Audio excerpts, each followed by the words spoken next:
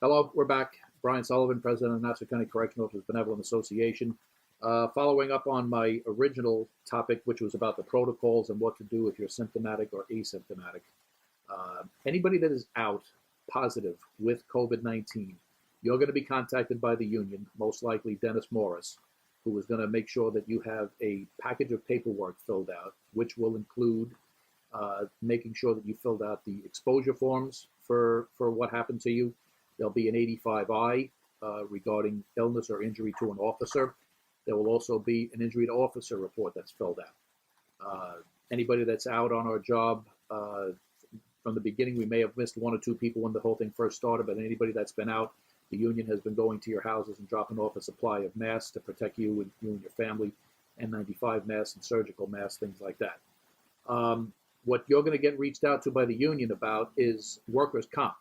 Just so everybody's sure and we're all on the same page. Right now, New York State workers' comp does not cover COVID-19 because COVID-19 didn't exist until a couple of months ago.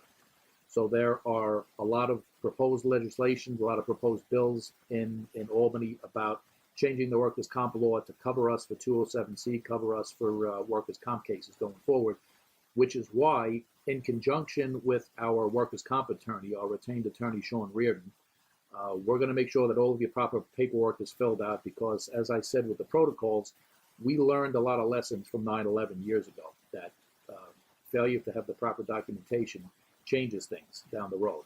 God forbid we find out in 6 months, a year, 5 years, 10 years that COVID causes something else. God forbid it causes cancer, it causes diabetes, it causes something else. We need to have all this documentation put in place for all of our people down the road. You're going to be reached out to by our attorney Sean Reardon. There's going to be phone numbers and stuff that you can contact them if you haven't heard from them to make sure that we file workers' comp cases for you and 207C paperwork. So when you start getting a phone call from Dennis or anybody from the union, that's what that's all going to be about. We have to make sure that the proper documentation is done, and it all starts with the exposure form.